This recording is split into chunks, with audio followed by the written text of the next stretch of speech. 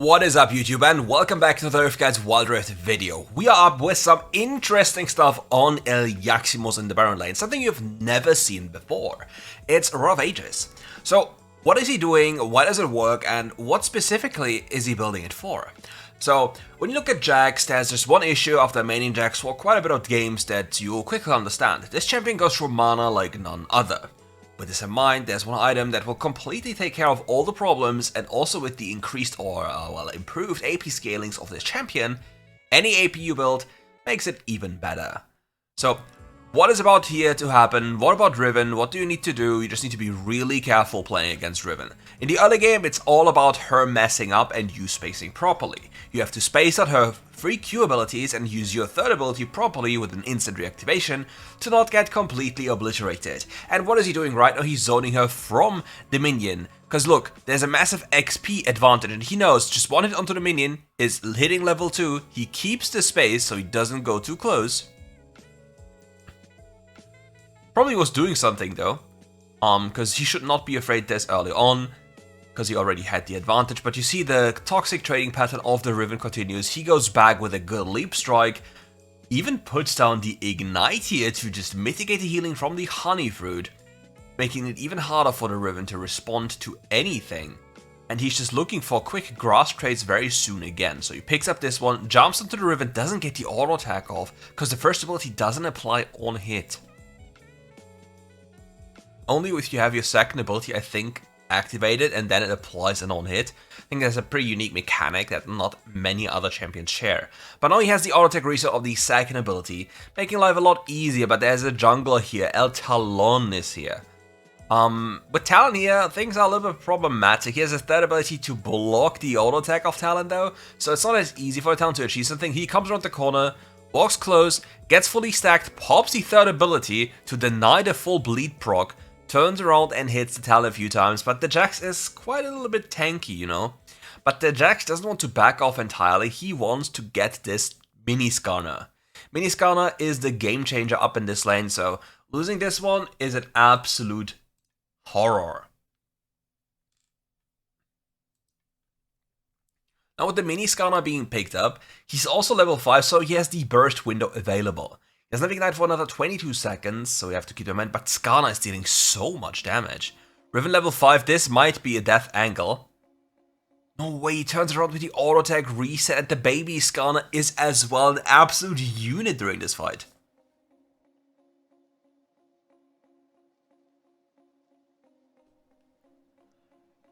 And now the top lane issue comes to fruition. He has plated steel caps, because if you take a look at the bottom left build, he goes for plated steel caps, into Trinity Force, into Den Rod of Ages, into Riftmaker, Rabadon's Death Cap, even steals the Hex Tag thing here away from the Riven. He might have. He died because he greeted for that one. That's too funny. That's too funny. His entire lead basically thrown away for this, but you know how it goes. The Riven is probably gonna grieve. Oh yeah, the Riven is gonna grieve. The Riven has Cyrilda's grudge. Not Cyrilda's, she has Caulfield's hammer, so she doesn't have any chance of survival. You see, and then the extended auto attack range of the second ability, the boots advantage. You see, if you don't have boots in the Baron lane, and the other champion has boots, like defensive boots, most of the time, unless your champion is abnormally weak, you automatically win if you have the defensive boots.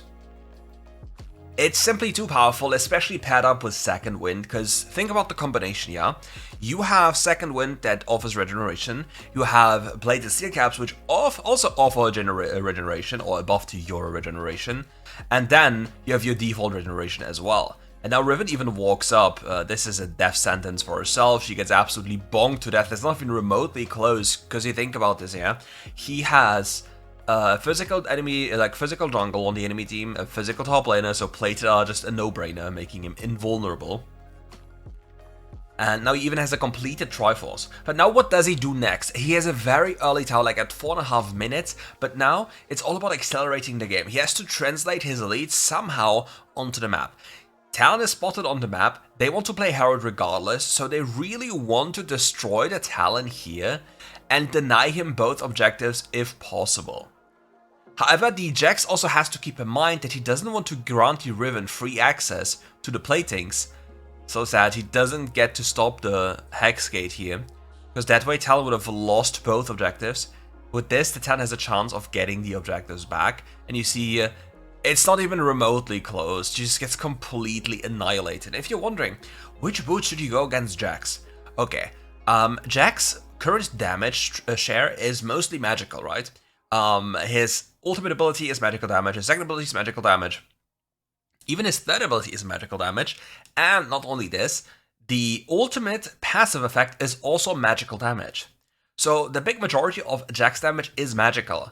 However, if you face an enemy champion in the enemy jungle that's also a carry champion, that is AD or AP, you can debate adjusting your boots to what you need, okay?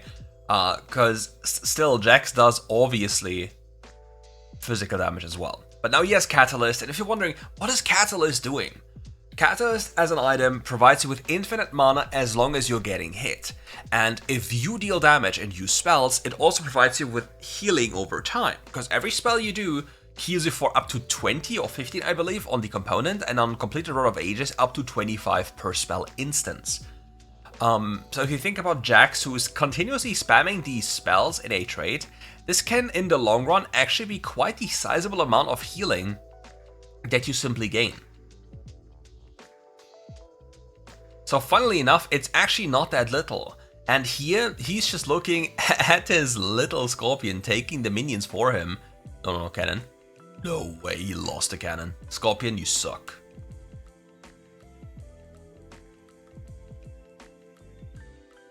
And yeah, he was looking for an angle to fight. Riven, yeah, Riven, you just die again. Popsol just, I don't know, thoughts and prayers, I guess. And now, with this being done, the enemy has to constantly spread and be like, okay, how do we defend this? And using this advantage, the JAX is constantly roaming between top and middle to get even more advantages for himself and the team. He has a complete Row of Ages, he instantly resets, doesn't even care about the next wave.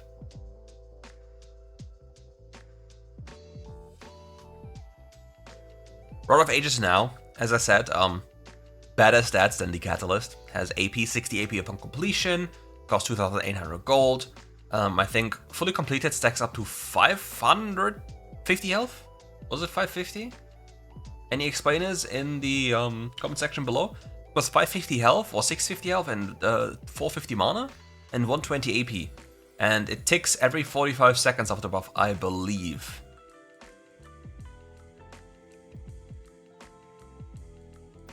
But yeah, this item's primary purpose actually is mana. And it's just very fortunate that it also aligns with granting you a lot of AP. Because JAX has pretty insane AP scalings, like his ultimate active has 100%, his ultimate passive is I think 70%, and his second ability is 60, I believe. So, by doing this, by purchasing this, and combining it with other items like Riftmaker and Rabadon, you get quite a sizable amount because Rod of Ages has AP of 2 items. It has the, like, rough or 1.5 items. It also features health. So if you look at the items he has, every single item he has health or and AP. Plated, 24, Rod of Ages, Riftmaker, even Psychic Projector. And they all feature haste as well. On the run here, this might be a little bit too much for him. Oh, there's no plant to jump on. Can you make it? Oh my god, he is on the run. He's a criminal escaping the feds. He made it out. Okay, in case if you don't know how Psychic Projector works, the more AP and the more bonus health you have, the more powerful the shield becomes. For ranged champions, it's nerfed. For melee champions, it's unnerfed. With this, every 30 seconds, you gain a shield. And given that all his items either feature HP, or feature both HP and AP, it becomes quite a sizable amount again over an extended period of time, simply because you have so much of the stats that your champion desires. And having these stats makes you, like, quite literally a demon.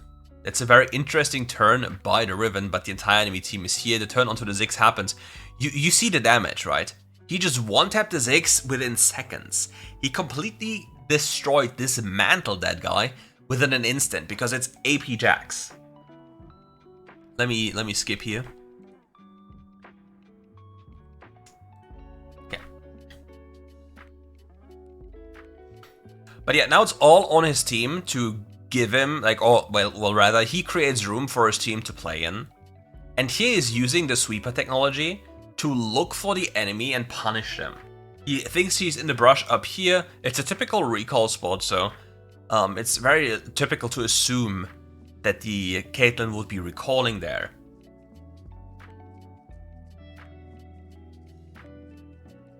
And by the way, like, how many map hackers, or do you, like, how many map hackers, just because many people would be like, that could be sussy for some people.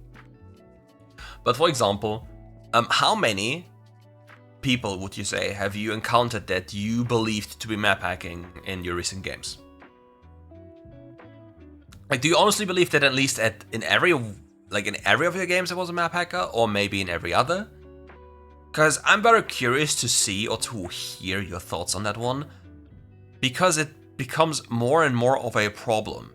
Because every single time I have this suspicion, I go into the replay and I check for like 5, 6, 7 different occasions throughout the game, and it's just not even, like, they're not even trying to hide it anymore.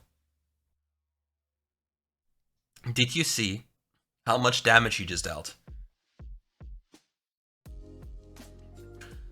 And he turns it again. And another one. You see, with JAX, it's all about those cooldowns, and he's doing it wonderfully well. But the thing is, the issue that we have right now in this game, JAX either decides to have a flank or with flash to hit the backline and one-shot them, or that he is allowed to split push and take down the entire side because nobody can face him. The enemy constantly needs to send 2 or more people to deal with him, and his team should by default win the other side, but it's WildRift.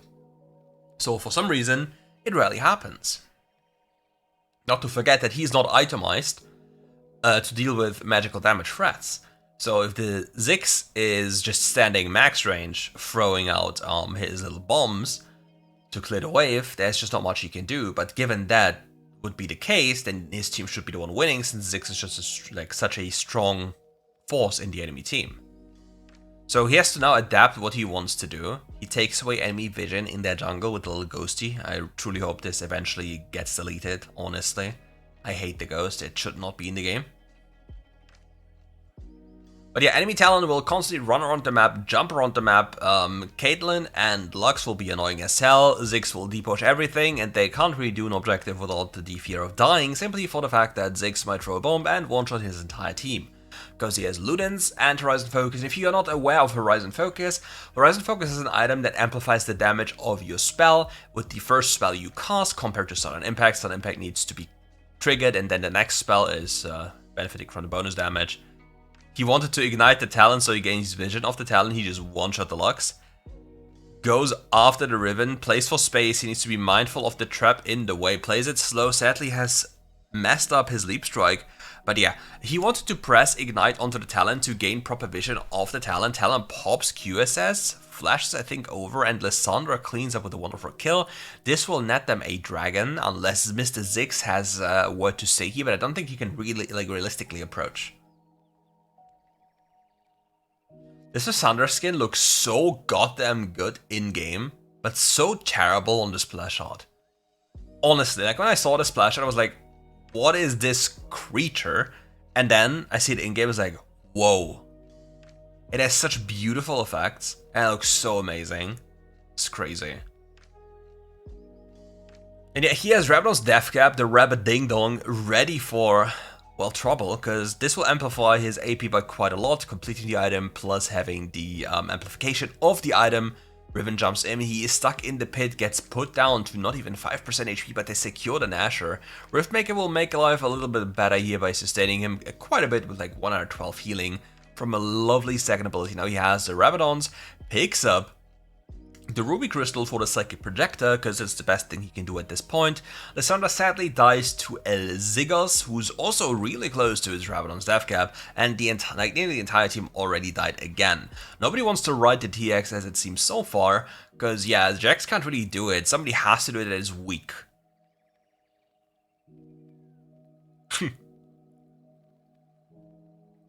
Yeah.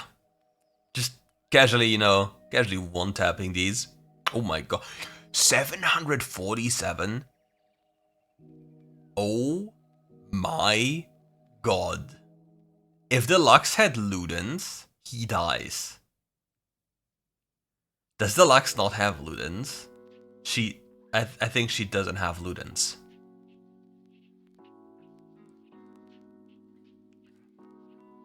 That is so funny.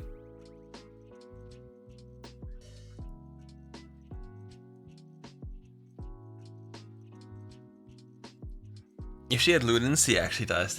I just can't. It's too much for me.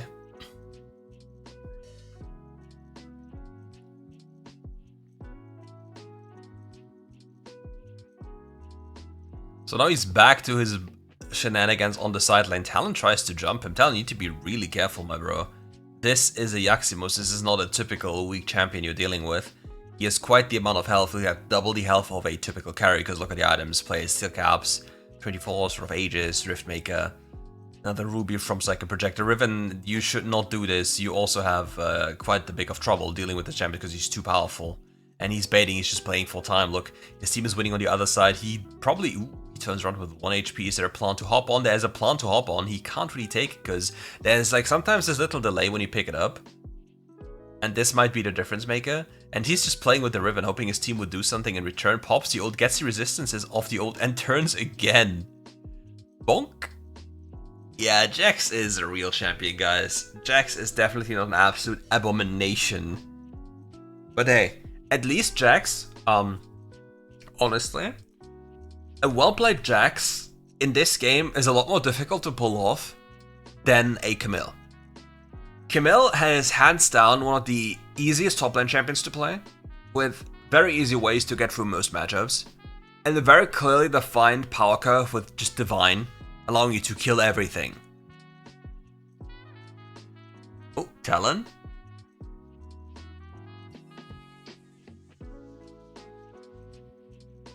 He tried everything to get close, because getting the Elder is the only way they can stall for time. Because then, Ziggs will completely deny the enemy's chances of taking down Baron. Because there's simply too much damage. If you get hit by one spell, you take Ziggs damage, you take Elder Burn damage over time. And if you're in the center, well, it doesn't matter anymore. If you're hit by Ziggs ultimate, you probably get, unless you are JAX, 100 to 0'd. Unless you have resistances.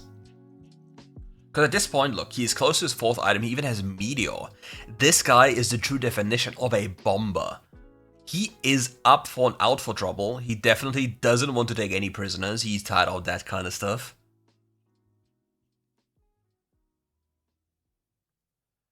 Nasher being secured by the Kha'Zix. He just swaps over to the mid lane. We'll probably look into the bot lane rotation afterwards, or just help his team after pushing the mid lane, because, you know, in WildRift your team always sits on one lane in AFKs for obscure reasons which no one understands. And what he will do, he will cut waves, he will make sure to find an opportunity to flank enemies without exposing himself to too much risk. Somebody got the TX, is walking down mid lane with the TX right now. Lysandra killed one, Pops the ultimate is still alive, the Frozen Thrall also running after the people is doing a lot of work here. Ziggs is being found, Ziggs this time flashes away. You see the damage that JAX just did to the Ziggs? And now even with Lysandra dying, this is more than worth, because Ziggs is the only person that can even do anything against this. So with that done, it's super easy to be up into the second game, and this time we play against a Sion. So this time we see a little adaptation.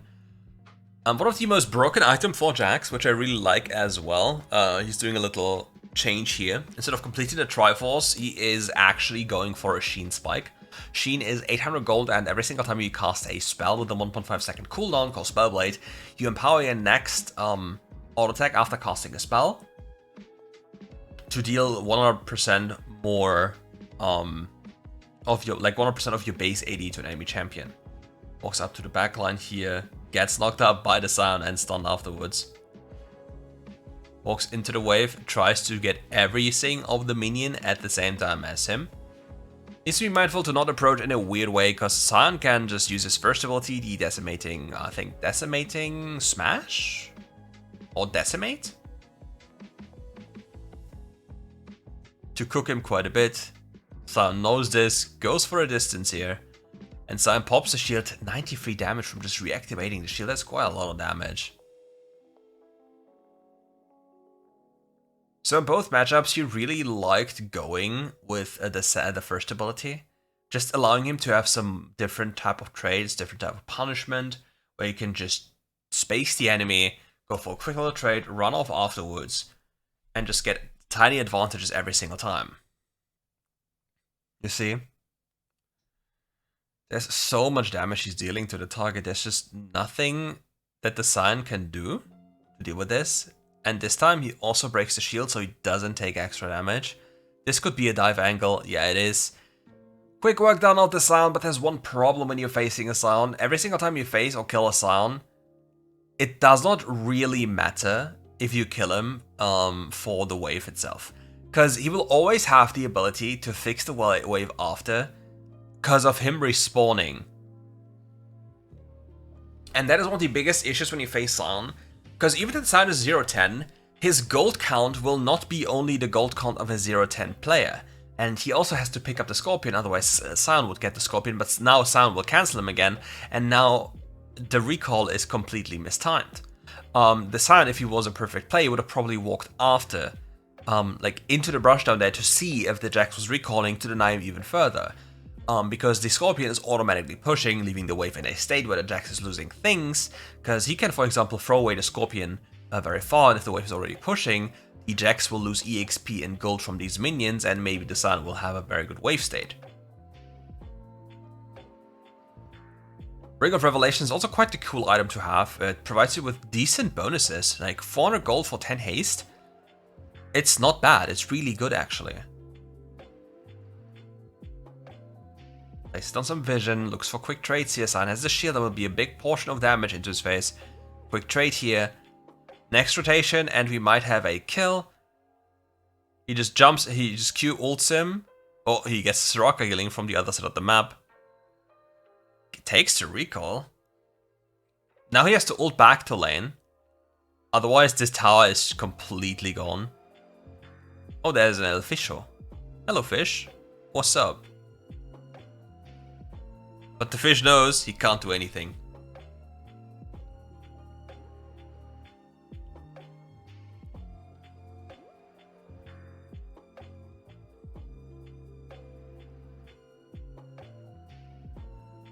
These trades, man. Okay, Jonne.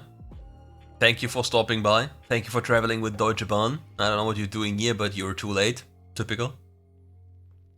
Or too early. But that doesn't happen with the Deutsche Bahn, so we must say too late. Getting another reset here, having the Sheen pick up now. Sion has placed steel caps. And no goes for infinite mana, okay. So since this I believe he thinks that Sion can never kill him. And the only issue that can happen is that he runs out of mana. And running out of mana would mean probably taking a bad reset and giving the Sion some room in lane. With Catalyst, he has no reason to ever reset again until he has a full item, because he will always have mana. He also has the best component of Triforce, which is Sheen. So he has the best of every world possible. Because realistically speaking, he will only kill Sion after 15 minutes of beating him up brutally. At least at this point. Is the minion execute?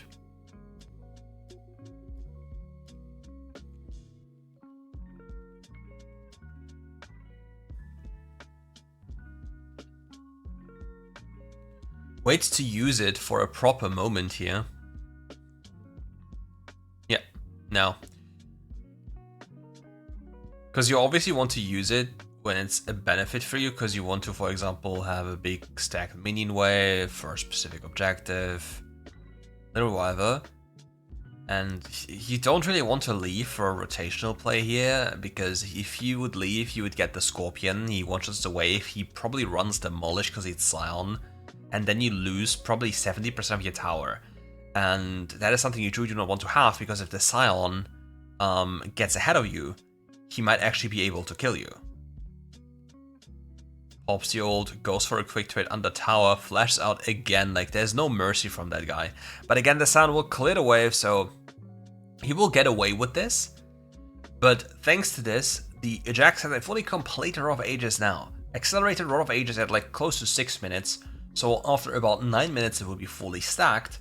And with it being fully stacked, at roughly 50 minutes, you will have 120 bonus AP and other amazing stats that will make it even more difficult for the enemy to achieve something. But as the game progresses, Sion is getting tankier and tankier, and if you have Trinity Force here, it's not gonna be enough. You really need to get to that Riftmaker, because if the Sion gets to scale, without Riftmaker, you're actually getting yourself killed through the damage you take back from the Sion. Good jump in, focuses on the Jace, picks up the Jace. Now there is a little Fischler on the run. He secures the Herald with the bonus damage of the second ability.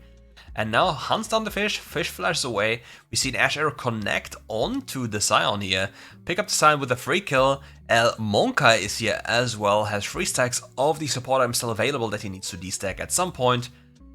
And the Sion can't even clear the wave because he can't go back in time. The Hex deck mines? Termite? I have no idea what you call them. Back here helping him push down the tower. And yeah, since JAX got the, like now, I think he should still walk back to his tower, pick up the mines, and then walk to mid lane. Like after resetting. Because he has to pick them up anyway. Or does it even matter? Would he even make it in time regardless? Because he doesn't get plating. Well, he doesn't get platings regardless. I think it's too far away. He probably wouldn't have needed to walk there and then walk mid lane immediately. But yeah, that would have been a really cool rotation to see. When you as a Baron laner, for whatever obscure reason, get the tower or the mines from the kill of the Herald, you still get the mine spawn on your lane. So if you already get your tower, you can use this to take other lanes' platings, and mid lane is quite a cool place to take down the tower. Oh, he misses the ward. Goes for a quick trade here. 3 times 270 damage on that tower. That's quite a good number. Meanwhile, Jace doesn't even know what's about to happen to him. Walking through the tower. Hello. And you're dead. And towers nowadays deal so much damage. He just yoinks the mines. He's such a fiend. My mines now. Always picks up the health component of the next item, making himself even tankier. Because the 150 health of the Ruby Crystal, since you're a DPS-centric champion, of like you have burst and DPS elements, are better than, for example, gaining 25 AP.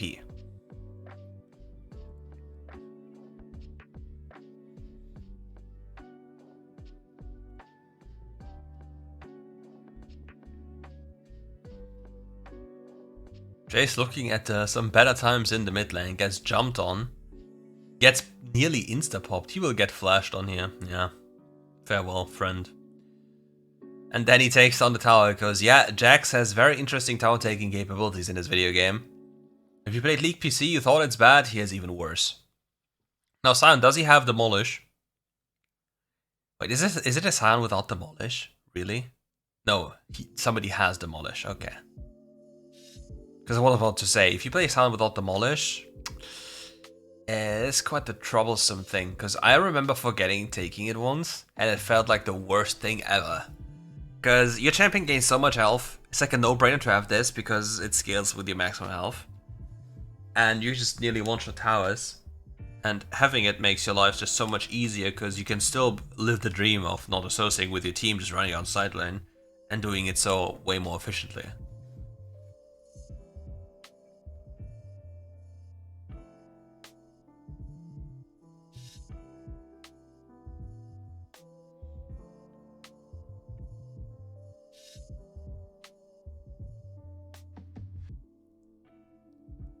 But But so far, what are your experiences with JAX in your games? Do you enjoy seeing him? Do you hate seeing him? Because so far, I've seen not many people be very upset at JAX as a champion. Oh, what a nice stun onto the Jace by the Ashe with the crystal enchantment, with the enchanted crystal arrow, and he just turns around with the ignite to just tap him. And this Jace is cleaning house here.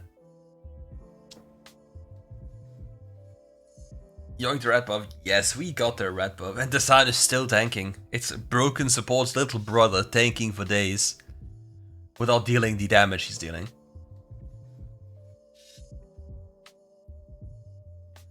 And now we even have Riftmaker in base. And with Riftmaker in base, our damage profile shifts a bit again. Because now we have true damage in our kit. With true damage in our kit, all the extended traits that were a little bit closer, for example against Sion, depending on how fat he would have been, are now completely one-sided. Because there's nothing he can do anymore. They're quite literally nothing.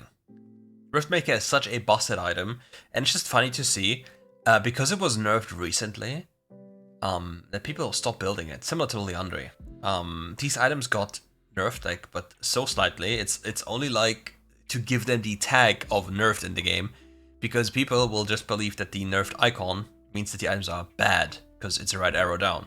And if it's a green arrow up, people are like, oh my god, it's so broken, because it's buffed.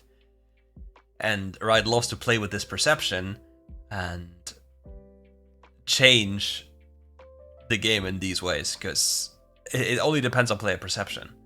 If the majority of players believe that a champion is busted, Riot might have to do something. If the majority of people doesn't believe that the champion is busted, Riot's like, oh, no need to do something. All good.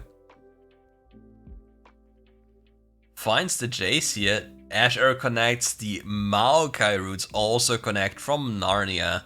And it seems like a pretty deadly situation with the beatdown they just faced. Look at the frail Yordian. Frail Yordian combo. Okay, I got this. The Frail Yordian combo of Lysandra Ashe. You will not move. And yeah, now we will see the damage he does with the Riftmaker once it's stacked. Okay, it's stacked now, and you see the bonus damage, but the Sion is running away, Ghost is a little bit too broken. Oh no, he messed up. But you see the numbers that the Riftmaker is adding to all his damage profile? It's insanely much damage. Similar to Kai'Sa. The Kai'Sa without Riftmaker is not Kai'Sa.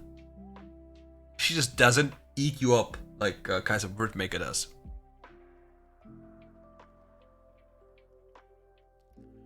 Sion also has a broken item for himself, the Mantle of the 11th, 12th or 13th hour, I always forget the name. It's a very niche broken item that many people don't even think of. It increases your health when you get low. It's not a heal, so it isn't mitigated by anti-healing. It's like the common misconception that people need anti-healing against Mundo early game, when in the early game he barely has any healing anyway. Because most of the quote-unquote healing is just health gain, and there's nothing you can do about health gain. Enemy turns around, he turns around as well, pops the ult, gets the stacks here, super tanky Ashe with another clutch arrow. Lysandra comes here, puts the guy into the refrigerator, and yeah, cracks open a cold one and pieces out. There's nothing they can do here. Fizz is flashing forward, Kai'Sa is spacing upwards, the turret is omega stacked. Hey, turrets are more scary than anything else. And with that, we're at the end of this video. Thank you all for watching. If you enjoyed the video, leave a like and subscribe to the channel, and come back for more RiftGuides content very soon. Hope you enjoyed your day, and we'll see you for more content, as per usual, very soon. So enjoy your day, have a beautiful time, and there's something very soon coming about the new Fiend Queller event that I want to show you, and I want to make your life a lot easier and, well, a lot cheaper. So we'll see each other very soon again. Bye bye and take care.